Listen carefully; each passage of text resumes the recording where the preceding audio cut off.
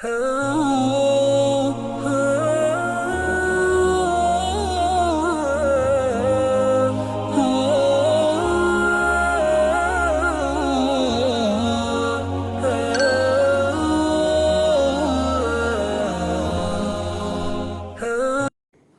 کے حالات، ان کی پیدائش، ان کے مختلف کام، ان کی اقسام، ان کے حیران کن واقعات۔ انبیاء کرام کی بارگاہ میں وحی لے کر آنے والے فرشتے کون ہیں؟ ملک الموت کس فرشتے کا نام ہے؟ منکر نکیر کے ذمے کیا کیا کام ہیں؟ تمام فرشتے کون سے فرشتے کے تابع ہیں؟ پہاڑوں کا فرشتہ کون ہے؟ دریاؤں پر مقرر فرشتہ کون ہے؟ اور مخلوق تک روزی پہنچانا کس فرشتے کا کام ہے؟ بارش پر مقرر فرشتے کا نام کیا ہے؟ جنت کے داروغہ کا نام کیا ہے؟ اور جہنم کا داروغہ کون سا فرشتہ ہے؟ اس کے علاوہ بہت کچھ انشاءاللہ آپ ہمارے سلسلے میں جان سکیں گے۔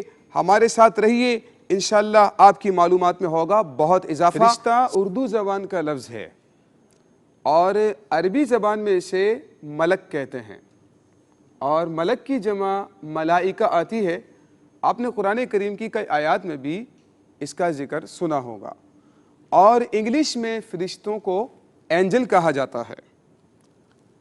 یہ اللہ تعالیٰ کی نوری مخلوق ہے۔ اللہ تعالیٰ نے ان فرشتوں کو نور سے پیدا کیا ہے۔ حدیث شریف میں ہے، ہمارے پیارے آقا صلی اللہ تعالیٰ علیہ وآلہ وسلم نے ارشاد فرمایا کہ اللہ تعالیٰ نے فرشتوں کو نور سے اور جنات کو آگ سے اور انسان کو مٹی سے پیدا کیا ہے۔ ہاں، فرشتے اگرچہ کہ نورانی مخلوق ہیں، اللہ تعالیٰ نے ان کو نور سے پیدا کیا ہے، لیکن اللہ تعالیٰ نے ان کو بہت زیادہ طاقت سے بھی نوازا ہے۔ لہٰذا یہ کسی انسان کی شکل میں یا کسی اور شکل میں بھی چاہے تو آ سکتے ہیں۔ لہٰذا کئی انبیاء کرام کے پاس، بلکہ اکثر انبیاء کرام کے پاس یہ انسان کی شکل میں آتے رہے۔ اور یہ بھی یاد رکھیے کہ یہ گناہوں سے معصوم ہوتے ہیں۔ اللہ تعالیٰ فرشتوں کے اندر گناہ کرنے کی طاقت ہی نہیں رکھتا، اور یہ ہر وقت اللہ تعالیٰ کی فرما برداری میں مصروف رہتے ہیں۔ اللہ تعالیٰ نے انہیں جو حکم دیا ہے یہ اس کی بجا آوری میں مصروف رہتے ہیں۔ اور فرشتوں کے بارے میں ہمارا عقیدہ یہ ہے کہ وہ معصوم ہوتے ہیں۔ معصوم کا کیا مطلب ہے؟ معصوم کا معنی ہے وہ ذات کہ جو گناہوں سے پاک ہو اور جس کے اندر گناہ کرنے کی طاقت ہی نہ ہو۔ یہ کہ معصوم کا لفظ صرف فرشتوں کے لیے استعمال ہو سکتا ہے یا پھر انبیاء کرام کے لیے استعمال ہو سکتا ہے، کیونکہ فرشتے اور انبیاء کرام یہ ایسی مقدس ذاتیں ہیں کہ جن کے اندر اللہ تعالیٰ نے گناہ کرنے کی صلاحیت ہی نہیں رکھی، لہٰذا ان کے علاوہ کسی اور کو معصوم نہیں کہنا چاہیے۔ اگرچہ کہ جو نابالغ بچے چھوٹے تو ان کا چونکہ وہ مکلف نہیں ہوتے، ان کا گناہ لکھا نہیں جاتا ہے، لیکن چونکہ ان کے اندر گناہ کرنے کی صلاحیت ہے، اسی لیے معصوم کا لفظ ان کے لیے استعمال نہیں کرنا چاہیے۔ فرشتوں کی بہت ساری ڈیوٹیاں اور بہت ساری ذمہ داریاں اللہ تبارک و تعالیٰ کی طرف سے لگائی گئی ہیں۔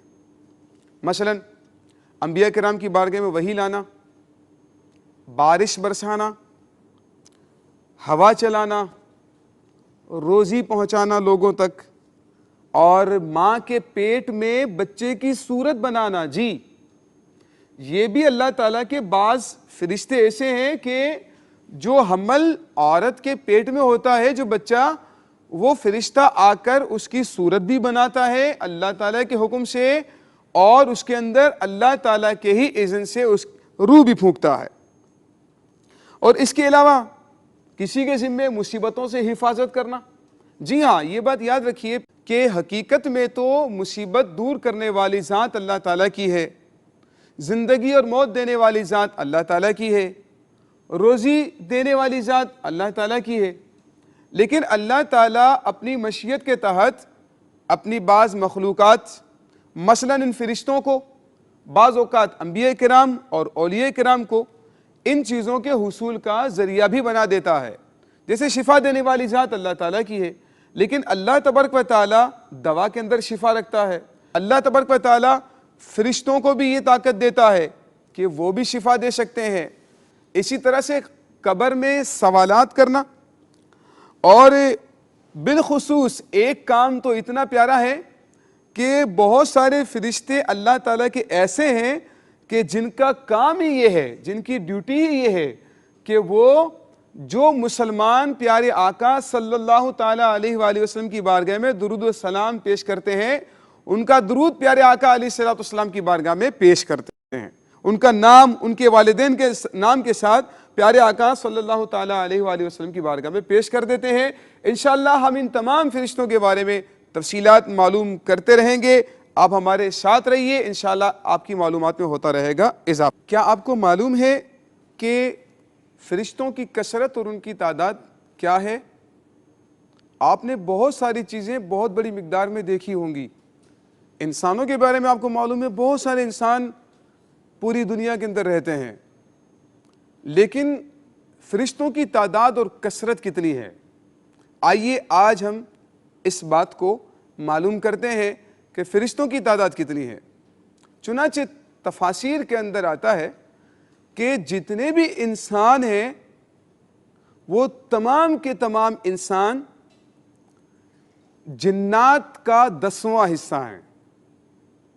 جتنے بھی انسان ہیں وہ تمام کے تمام جنات کا 10واں حصہ ہیں، یعنی 10%، انسان 10% ہے اور اس سے 90% جو ہے وہ جنات کی تعداد زیادہ ہے، اور جنات اور انسان مل کر خشکی کے تمام جانوروں کا 10% بنتے ہیں، 10واں حصہ بنتے ہیں، اور یہ تمام مل کر انسان، جنات اور خشکی کے تمام جانور مل کر یہ پرندوں کا 10واں حصہ بنتے ہیں۔ یعنی پرندے جتنی مقدار میں ہیں اس کا صرف 10% جنات، انسان اور تمام جانور ہیں۔ یہ تمام جانور، انسان اور جنات مل کر پرندوں کا 10واں حصہ بنتے ہیں، اور تمام جانور، انسان، جنات اور پرندے مل کر زمین پر جتنے بھی فرشتے ہیں ان تمام فرشتوں کا 10واں حصہ بنتے ہیں، یعنی 10% بنتے ہیں زمین کے فرشتوں کا۔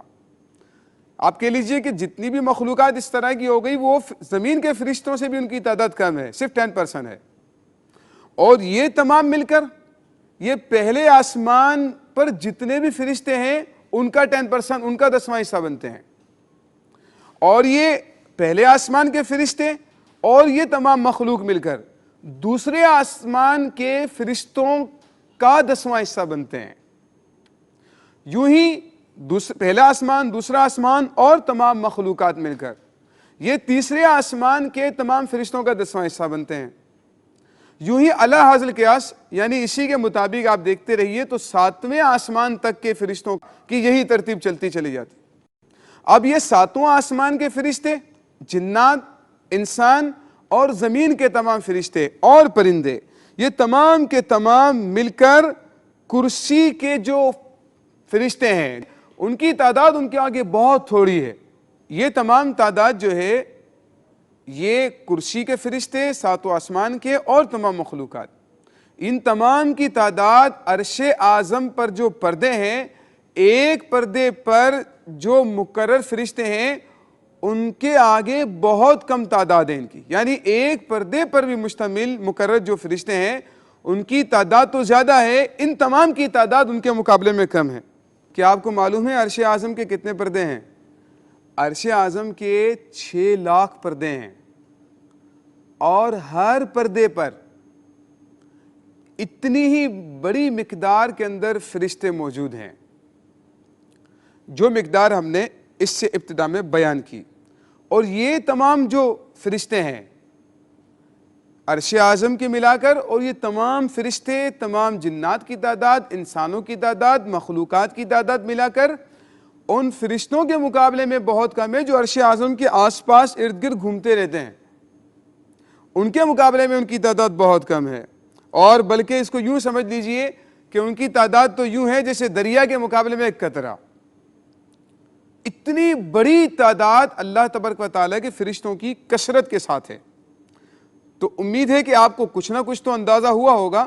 ان کی بہتر تعداد تو یقیناً اللہ اس کا رسول ہی بہتر جانتے ہیں، لیکن ہمیں کچھ نہ کچھ اندازہ ہوا ہوگا کہ فرشتوں کی تعداد اور کثرت کتنی زیادہ ہے.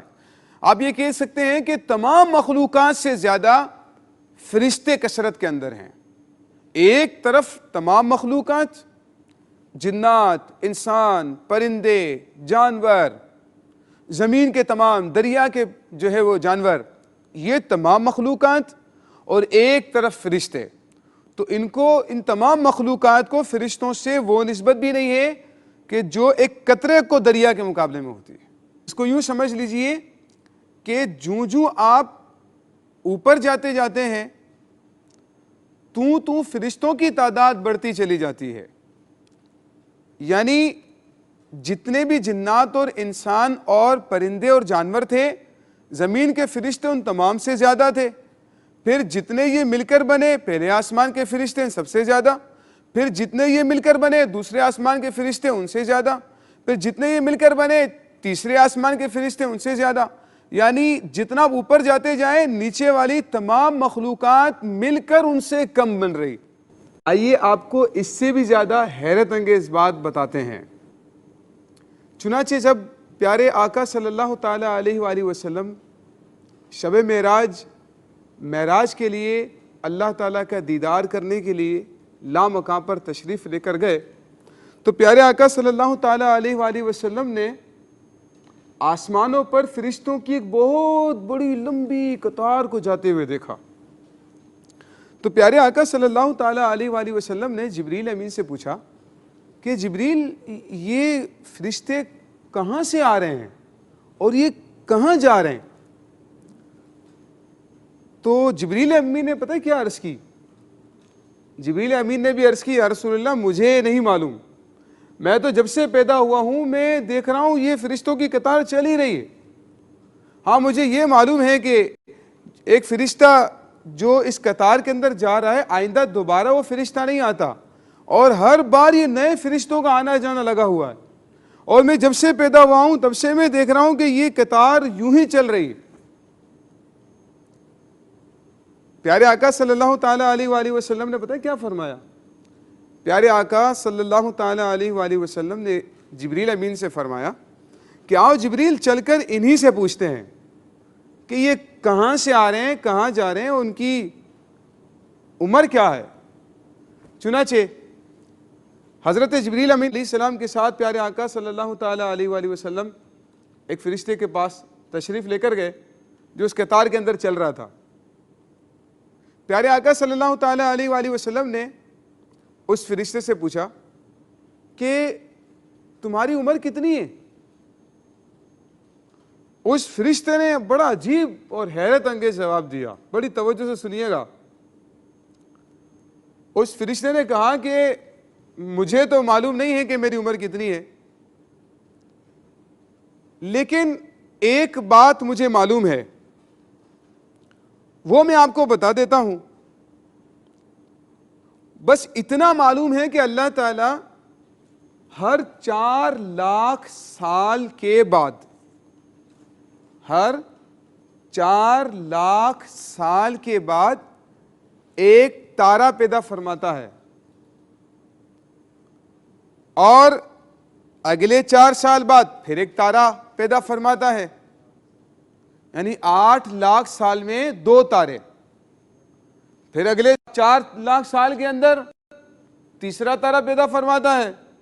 12,00,000 سالوں میں 3 تارے. تو یوں ہی آپ حساب کرتے چلے جائیے، ہر 4,00,000 سال کے بعد اللہ تعالیٰ ایک تارا پیدا فرماتا ہے، اور میں اب تک 4,00,000 تاروں کو پیدا ہوتے ہوئے دیکھ چکا ہوں. اس فرشتے کی عمر کتنی ہوگی کہ وہ 4,00,000 تارے وہ دیکھ چکا ہے کہ جو 4,00,000 سال کے بعد اللہ تعالیٰ ایک تارا پیدا فرماتا ہے. تو ان باتوں سے اور ان احادیث سے ہمیں یہ معلوم ہو رہا ہے کہ ان فرشتوں کی تعداد بے شمار ہے. جس کا کوئی اندازہ بھی نہیں کیا جا سکتا، اور ان کی عمریں بھی بہت بڑی بڑی ہیں، یعنی دنیا کی عمر سے بھی ان کی عمریں بڑی ہیں، اور یہ ہر وقت ہمتاً گوش ہو کر اللہ تعالیٰ کی عبادت میں مصروف رہتے ہیں۔ انسان جس کو اللہ تعالیٰ نے اشرف المخلوقات بنایا ہے، تو ہمیں بھی چاہیے کہ اپنی زندگی کے اوقات کو بالخصوص فرائض اور واجبات کو پابندی سے ادا کرنا چاہیے۔ حضرت عبداللہ ابن مسعود رضی اللہ تعالیٰ عنہ فرماتے ہیں کہ آسمانوں میں کوئی جگہ ایسی نہیں ہے، یعنی ان کی کثرت کا عالم بتا رہے ہیں کہ آسمانوں میں کوئی جگہ ایسی نہیں ہے کہ جہاں پر کسی فرشتے کی پیشانی یا اس کا پاؤں موجود نہ ہو۔ کوئی فرشتہ آپ کو معلوم ہے قیام کی حالت میں ہے، کوئی رکوع کی حالت میں ہے، کوئی سجدے کی حالت میں ہے، تو وہ ہزاروں لاکھوں سال سے اسی حالت کے اندر ہے۔ جس حالت میں ہے، ایک اگر فرشتہ قیام کی حالت میں ہے، اس کی عبادت قیام کرنا ہی ہے، وہ قیام میں ہی مصروف رہتا ہے، اور دوسرا فرشتہ رکوع میں ہے، وہ رکوع میں ہی ہے ہمیشہ، اور کوئی فرشتہ سجدے میں ہے تو وہ ہمیشہ ہزاروں لاکھوں سال سے سجدے کی ہی حالت میں اللہ تعالیٰ کی تسبیح بیان کرنے میں مصروف ہے۔ کتنے خوش نصیب ہیں۔ ہماری نماز کو اللہ تعالیٰ نے ان تمام کی عبادات کا مجموعہ بنا دیا ہے۔ نماز میں قیام بھی ہے، اور رکوع بھی ہے، سجدہ بھی ہے، قعدہ بھی ہے، تسبیحات بھی ہیں، تلاوت قرآن بھی ہے، پیارے آقا صلی اللہ تعالیٰ علیہ وآلہ وسلم کی بارگاہ میں درود و سلام بھی ہے۔ اللہ تبارک و تعالیٰ کے جو فرشتے ہیں، یہ ہمتاً اللہ تبارک و تعالیٰ کی عبادات میں مصروف ہیں۔ ہمیں بھی اللہ تبارک و تعالیٰ کی عبادت کرنا چاہیے تاکہ اللہ تعالیٰ کی بارگاہ سے بلند درجات بھی حاصل ہو سکیں اور انعامات الہی کو ہم حاصل کرنے میں کامیاب ہو سکیں۔ چنانچہ فرشتوں کے بارے میں یہ کہنا کہ فرشتہ تو ایک نیکی کی قوت کا نام ہے، اس کا کوئی وجود نہیں ہوتا، لیکن نیکی کی جو قوت ہوتی ہے اس کو فرشتہ ہی کہا جاتا ہے، تو یاد رکھیے کہ ایسا کلمہ کہنا کفر ہے، کیونکہ قرآن کریم کے اندر بھی اور احادیث مشہورہ میں بھی فرشتوں کے وجود کا ذکر آیا ہے، تو اگر کوئی شخص فرشتوں کے وجود کا انکار کرے گا تو وہ دائرہ اسلام سے خارج ہو جائے گا۔